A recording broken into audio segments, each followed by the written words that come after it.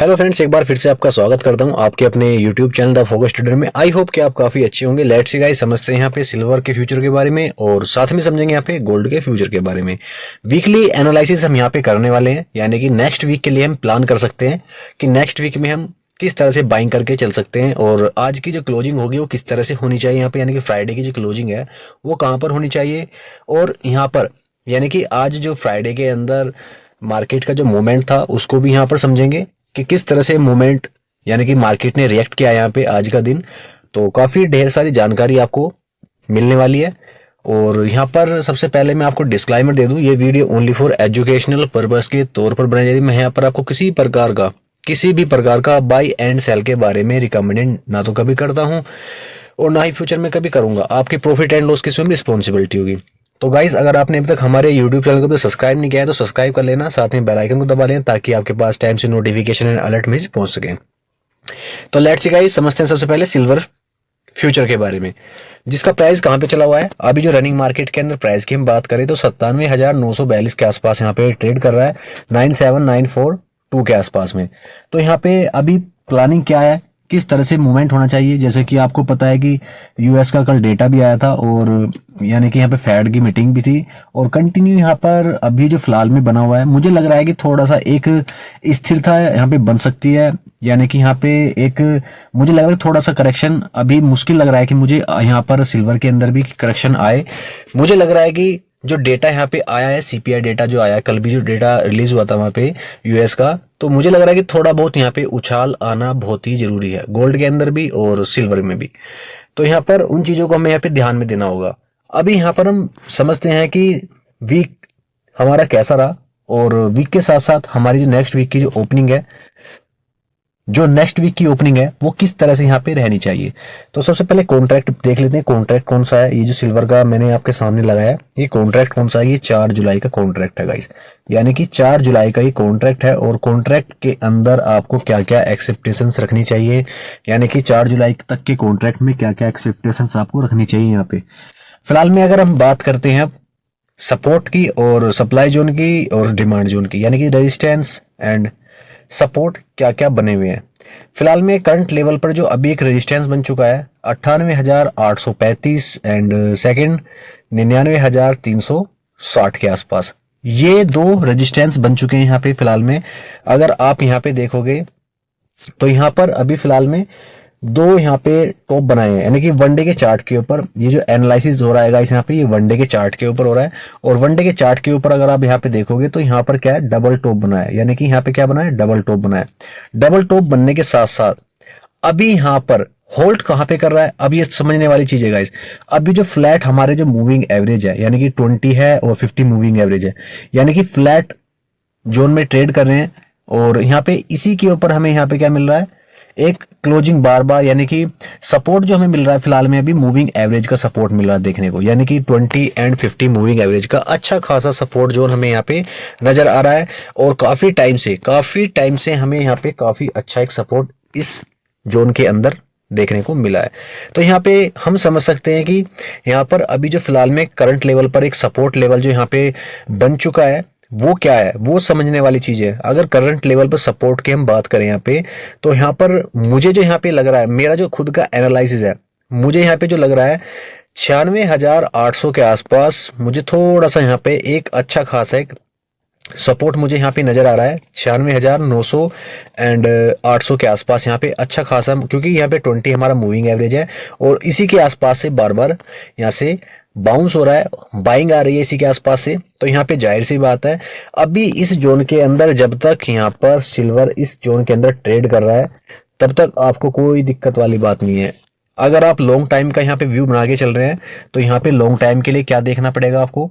अगर यहाँ पे लॉन्ग टाइम का देखें तो एक बॉक्स के अंदर काफी दिनों से यहाँ पे ट्रेड बनी हुई है, यानी कि अगर यहाँ पे बात करें हम यहाँ पे पूरा मई मंथ पूरा यहाँ पे इसी जोन के अंदर निकल चुका है, यानी कि एक साइडवे जोन का। अगर यहाँ पे मैं बात करूं लॉन्ग टाइम वालों के लिए, जो यहाँ पे लॉन्ग टाइम के लिए इन्वेस्ट करके बैठे हुए हैं, तो उनके लिए कुछ ऐसा खास बेनिफिट यहाँ मुझे यहाँ पे नजर नहीं आया कि उनको यहाँ पे काफी अच्छा बेनिफिट मिला होगा।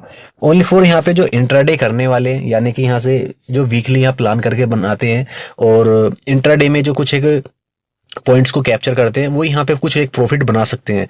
बाकी यहाँ पर अगर देखें तो यहाँ पे मुझे जो लग रहा है कि लॉन्ग टाइम का जो इन्वेस्टमेंट है उन्होंने यहाँ पे अभी तक मेरे ख्याल से कुछ नहीं किया, क्योंकि अगर आप देखोगे तो यहाँ पे जो मूवमेंट हुए हैं, यहाँ पर जो मूवमेंट हुए हैं 93,800 एंड 98, कुल मिलाकर जो यहाँ पे इंपोर्टेंट जो 5,000 का मूवमेंट यहाँ पे मिला है, बार बार यहाँ पे जो मूवमेंट है 5,000 का मूवमेंट मिला इस जोन के अंदर, बस ओनली फॉर इस जोन के अंदर हमें देखने को मिला है।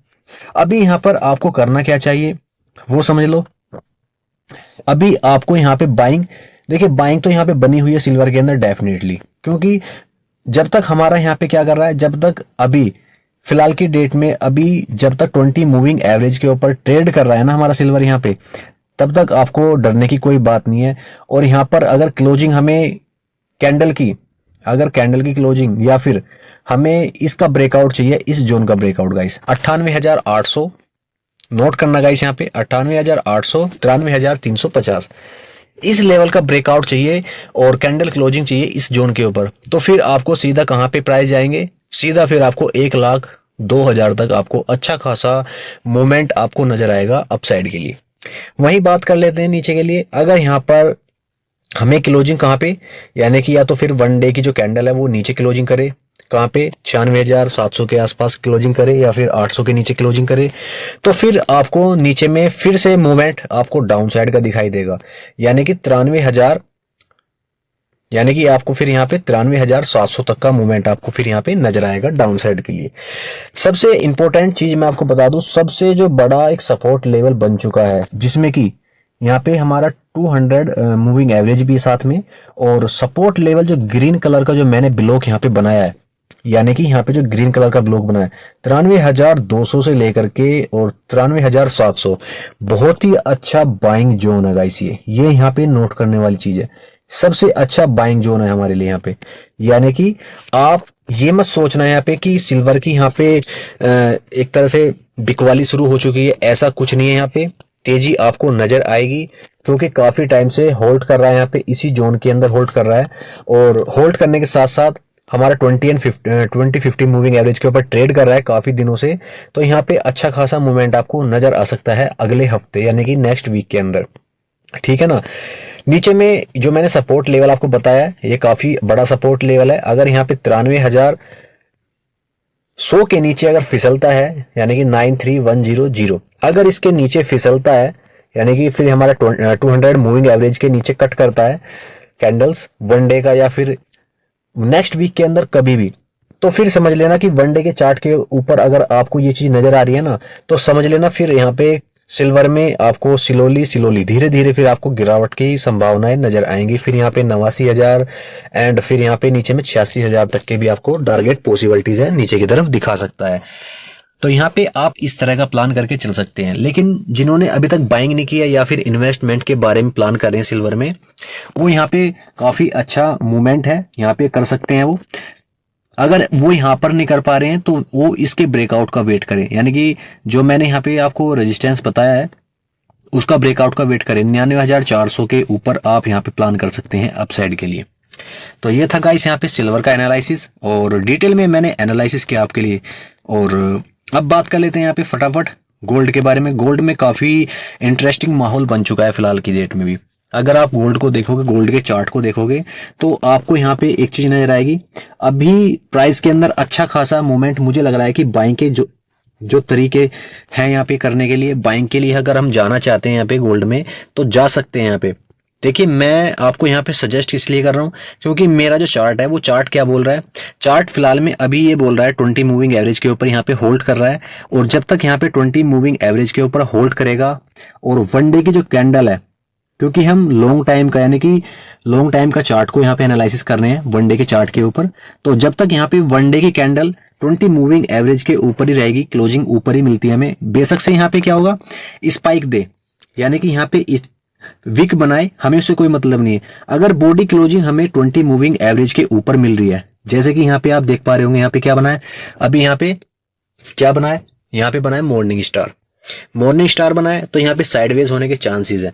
लेकिन यहाँ पर जब तक इस जोन के ऊपर होल्ड कर रहा है, 20 मूविंग एवरेज के ऊपर होल्ड कर रहा है, तब तक आपको बाइंग की तरफ रहना चाहिए, जिसमें कि आपको फर्स्ट टारगेट आपको 96,570 तक लेकर के चलना चाहिए, यानी कि आपको यहाँ पे 96570 तक के आपको टारगेट लेकर चलना चाहिए। अगर गाइस यहाँ पे 96,700 यानी कि 96,600 एंड 700 इस लेवल के ऊपर अगर ब्रेकआउट करे, फिर यानी कि इस रेजिस्टेंस का ब्रेकआउट करे, अगर यहाँ पे इस रेजिस्टेंस का ब्रेकआउट करे तो फिर आपको अच्छे खासे मूवमेंट अपसाइड के लिए आप कैप्चर कर सकते हैं, जिसमें फिर आपको टारगेट 99,000 तक के लिए, जिसमें कि फर्स्ट टारगेट आपका 98,800 और 99,400 तक के लिए कैपेबिलिटी बनी हुई है गोल्ड के अंदर फिर जाने के लिए।